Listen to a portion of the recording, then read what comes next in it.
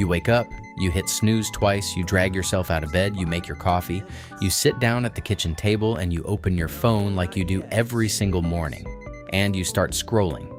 First notification, a LinkedIn post from someone you went to university with. Excited to announce my next chapter after an unexpected transition. Corporate speak for, they just got laid off. Second notification, a news headline. A major bank just announced it's cutting 3,000 jobs across its analyst divisions. Automation cited as the primary driver. Third notification, your company's internal Slack. A message from HR. All hands meeting at 2 p.m., attendance mandatory. You put your coffee down. Your heart does that thing. That uncomfortable flutter in your chest when your brain hasn't fully processed something yet, but your body already knows it's serious. And you sit there in the silence of your kitchen and you think, this can't be happening this fast. It was fine 6 months ago. Everything was fine. But here's what nobody is telling you. It wasn't fine 6 months ago. The foundation has been shifting for years. You just couldn't feel it yet because the surface still looked solid. But underneath, the ground has been moving. And right now in 2025, we are hitting the moment where the shift becomes visible, where the numbers stop being abstract, where the headlines stop being about other people, where it starts being about you. I'm Max, and in this video, I'm going to walk you through exactly what is happening in the global economy right now, why it's accelerating faster than almost anyone predicted, what it means for your job, your income, your savings, and your future, and most importantly, the exact steps you need to take right now to make sure you are on the right side of this transformation. This is not a doom video. This is a preparation video. There's a massive difference. Doom tells you to panic. Preparation tells you to move. So let's move. The moment. Everything changed. To understand where we are, you need to understand how we got here. For most of modern economic history, technological change was gradual. It moved slowly enough that societies could adapt. New industries emerged to replace the ones that disappeared. Workers had time, sometimes decades, to retrain, to shift, to find their footing in a changing landscape. The transition from agriculture to manufacturing took generations. The transition from manufacturing to services took decades. But something fundamentally different is happening now. The transition we are in the middle of today is not taking decades. It's not even taking years. We are watching entire job categories being disrupted in months.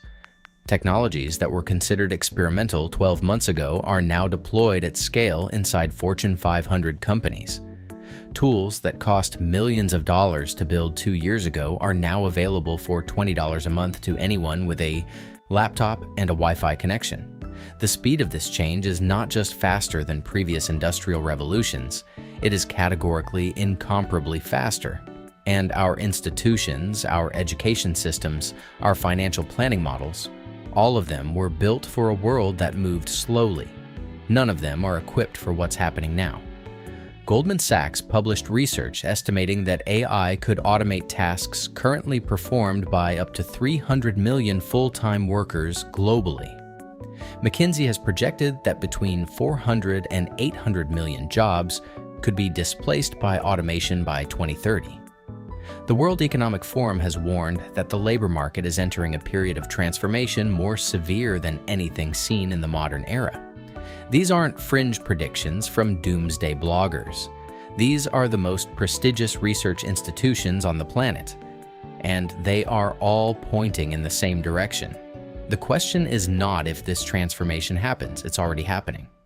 The question is whether you are positioned to absorb the disruption and capture the opportunity, or whether you are going to be caught flat-footed when it reaches your doorstep. Who is actually at risk? And it's not who you think. Here's the piece of this conversation that most mainstream media gets completely wrong. For years, the dominant narrative about automation was, don't worry, the robots are coming for the blue-collar jobs, the manual jobs, the warehouse workers, the truck drivers, the assembly line workers. And if you had a degree, if you worked with your brain and not your hands, you were told you were safe. That narrative was not just incomplete, it was dangerously misleading. The jobs being disrupted most aggressively right now, today in 2025, are knowledge worker jobs, white-collar jobs, the jobs that require education, credentials, and cognitive skills. Why? Because AI is fundamentally a cognitive technology. It processes information, it generates language, it analyzes data, it writes code, it produces reports, it drafts legal briefs, it creates marketing copy, it builds financial models, it answers customer questions, it reviews contracts, everything that used to require a human being to sit at a computer and think. AI can now do a significant portion of. Not perfectly, not always, but well enough and fast enough and cheaply enough to fundamentally change the economics of employing humans to do it. The industries facing the most aggressive disruption right now include financial services, legal, software development, marketing and content creation, data analysis, customer service, healthcare administration, and consulting. These are not low-wage industries. These are the industries that built the global middle class.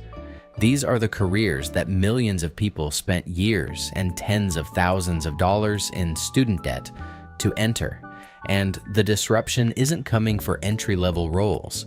It's coming for mid-level roles, the $60,000 to $120,000 a year jobs, the ones that used to represent stability, professional identity, a pathway to a comfortable life. Those are the roles on the chopping block. And if you work in one of them, you need to hear this clearly. The fact that you still have that job today does not mean the risk isn't real. It means the wave hasn't reached you yet. The 3 waves of disruption. Let me give you the clearest framework I know for understanding how this plays out, because it doesn't happen all at once. It happens in waves, and knowing which wave you're in and what's coming next is the difference between being proactive and being blindsided. Wave 1, task automation. This is the wave we are in right now. AI is not replacing entire jobs yet at massive scale. It is replacing tasks within jobs. The document review that took a paralegal 3 days now takes an AI system 4 hours. The market research that a junior analyst spent a week compiling now gets generated in an afternoon. The customer emails that a support team used to spend 6 hours a day answering are now handled by an AI model with a 94% resolution rate. The immediate result of this wave isn't mass unemployment, it's efficiency. Companies can do more with fewer people. Hiring slows, teams that used to be 10 people become teams of 6. The work gets done, the output stays the same, the headcount shrinks. This is already happening at scale. The tech industry alone shed over 260,000 jobs in 2023 and continued significant cuts into 2024 and 2025. And the narrative from company leadership is almost always the same. We are streamlining our operations to increase efficiency. Translation: AI is doing what humans used to do, and we don't need as many humans anymore. Wave 2. Role consolidation. This wave is beginning now and will accelerate dramatically over the next 18 to 36 months. This is when entire job functions begin to collapse or get consolidated into single roles powered by AI tools. Why have a content team of 8 writers, 2 editors, and a strategist when one skilled operator using advanced AI tools can produce the same monthly output? Why maintain a 150-person customer service department across 3 time zones when an AI platform handles the vast majority of interactions with better consistency and lower cost? Why employ a team of junior financial analysts to build models and generate reports when one senior analyst with the right AI stack can do the same work in a fraction of the time? The answer, from a purely economic standpoint, is you don't. And companies that are facing margin pressure, competitive threats, and shareholder expectations are going to make the rational decision every single time. Wave 3, industry restructuring. This is the wave that economists are still trying to model because its implications are almost incomprehensibly large. This is when AI doesn't just change how work is done within industries, it changes the structure of entire industries from the ground up. Consider healthcare. AI diagnostic tools are already matching or outperforming human radiologists in detecting certain cancers. AI systems are accelerating drug discovery timelines from decades to years. AI-powered administrative systems are replacing entire departments of billing, coding, and records management specialists. The healthcare industry as we know it, one of the largest employers in most developed economies, is going to look fundamentally different in 10 years. Consider education. Consider logistics. Consider real estate. Consider financial advising. Consider law. Every single one of these industries is being rebuilt around AI capabilities, and every single one of these industries employs millions of people whose roles are being redefined or eliminated. The window to position yourself ahead of this restructuring is right now. Not in 2 years, not after the next wave hits, now. Where the money is actually going. Let's talk about the financial reality of this transformation. Because here's the truth that very few people want to say out loud. This disruption is not destroying wealth. It is concentrating it, ferociously, at a pace and scale that is rewriting the rules of wealth distribution in real time. Every dollar a company saves by replacing a human worker with an AI tool doesn't evaporate. It flows somewhere. It flows to shareholders. It flows to executives with equity compensation. It flows to the small number of companies and investors who own the infrastructure, the models, and the platforms powering this transformation. The economics of AI are unlike anything we've seen in the modern era. Software scales at near zero marginal cost. A model trained once can serve 10 million users with almost no additional expense. The profit margins available to companies that successfully deploy AI at scale are extraordinary, and those profits are being captured by equity holders. This means there is a widening financial gap between people who own pieces of this transformation and people who only sell their labor into it. And that gap is not going to close on its own. It is going to widen, aggressively, over the next decade.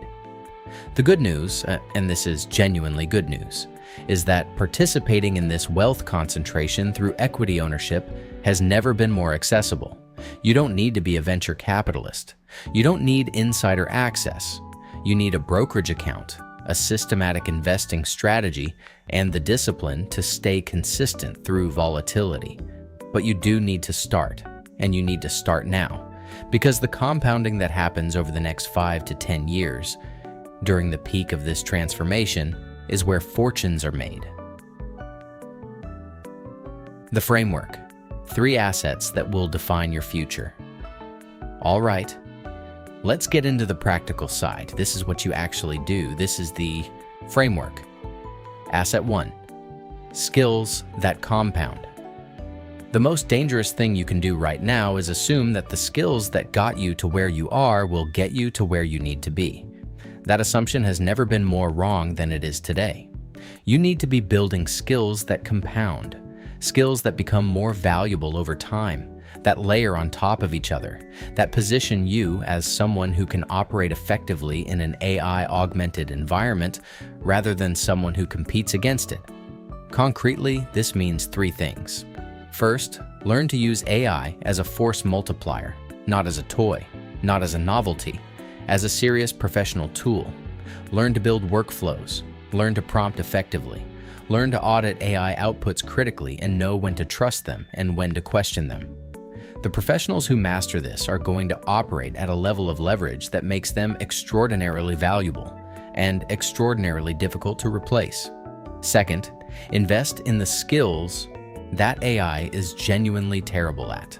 Complex multi-stakeholder judgment, high-trust relationship management, creative synthesis across disciplines, strategic communication in ambiguous high-stakes situations, emotional intelligence in contexts where it genuinely matters. These capabilities are going to command an enormous premium because they are the exact things that AI cannot replicate. Third, develop domain expertise that compounds. Generalists are vulnerable. Generalists who are excellent at one deep thing and use that depth as a platform to broaden are not. Go deep somewhere. Become known for something. Build a reputation that is specific enough to be valuable and broad enough to be resilient. Asset 2. A financial position built for volatility. The standard financial planning advice: save 3 months of expenses, max your 401k, diversify your portfolio, was designed for a stable, predictable economic environment. We are not in that environment, in a market where roles can be eliminated with a company-wide memo, where industries are being restructured faster than you can retrain for them. Financial resilience is not optional. It is your most important defensive asset. Start with liquidity. 9 to 12 months of living expenses, accessible, not locked up. This is not an emergency fund in the traditional sense.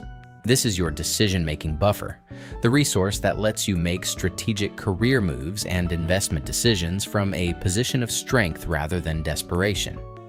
When you don't have that buffer, you make bad decisions because you're scared. When you have it, you can move deliberately. Next, build systematic equity exposure.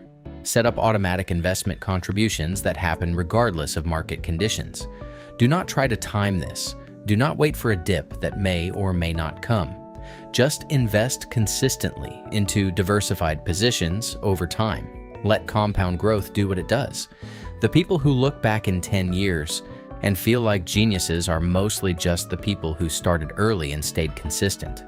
Finally, build additional income streams with intention, not just for the extra money, for the optionality. Having income that isn't entirely dependent on one employer's quarterly decisions changes your psychology, your negotiating position, and your long-term security in ways that are hard to overstate. Asset 3. Positioning and visibility. In a world where roles are disappearing, but value is still being created in enormous quantities, the people who thrive are not necessarily the most talented. They are the most positioned, the most visible, the most connected to the places where decisions are made and opportunities are created. This does not mean becoming an influencer. It means being intentional about your professional presence. It means sharing your perspective in your industry through writing, through speaking, through contributions that demonstrate how you think. It means building genuine relationships with people who are operating at the level you're moving toward. It means being known for something, so that when opportunities emerge, you are the person who comes to mind. Positioning is an asset that takes time to build and is almost impossible to buy quickly. The time to build it is before you need it, which means the time is now. The psychological game. The part nobody talks about. I need to spend a moment on this because no framework, no matter how good, helps you if you can't actually implement it. The human brain is extraordinarily good at rationalizing inaction. It finds every reason in the world to stay comfortable, to defer decisions, to wait for certainty that never comes. Things will stabilize. My company is different. I'll start saving more next month. I'll learn that skill once things slow down. This is not laziness. This is biology. Our brains were designed to conserve energy and avoid uncertainty. In a slow-moving world, this was useful. In the environment we're in right now, it is genuinely dangerous. The people winning in this economy have not eliminated this instinct. They have learned to recognize it and override it. They feel the discomfort of uncertainty and they act anyway. They make imperfect decisions because they understand that an imperfect decision made today beats a perfect decision made too late. Every week of inaction compounds. The gap between you and where you need to be doesn't stay constant while you wait. It grows. And at some point, it becomes very hard to close. You don't have to fix everything at once. You just have to start moving. One decision, one step, one new habit, repeated consistently over time. That's it. That's the whole game. The window is open, but not forever. Here's where I want to leave you. Right now, today, there is a window of opportunity that is genuinely rare. The transformation is underway but not complete. The disruption is real but not total. The people who position themselves correctly over the next 12 to 24 months will look back on this period as the most important financial and professional pivot of their lives. But this window will not stay open indefinitely. The people moving fastest right now are the ones building the most leverage, the most resilience, and the most wealth. Every month that passes is a month where that leverage compounds for them and stays flat for everyone else. You watched this entire video. You sat with the discomfort. You didn't click away when things got uncomfortable. That matters. That tells me something about you. So here's what I want you to do right now. Before you close this tab, before you go back to your feed, before you tell yourself you'll think about it later, write down 3 things. 1 skill you are going to actively develop this week. Not eventually, this week. 1 financial action you're going to take in the next 30 days, no matter how small. Open an account, set up an automatic transfer, build that emergency fund by 1 month's worth. Something concrete. And 1 relationship or piece of positioning you're going to invest in this month. 1 person you're going to reach out to, 1 piece of content you're going to put out, 1 room you're going to try to get into. 3 things. Written down. Today. That is how you stop being the person the wave hits and start being the person who rides it. If this video gave you something valuable, leave a comment. I'll see you in the next one.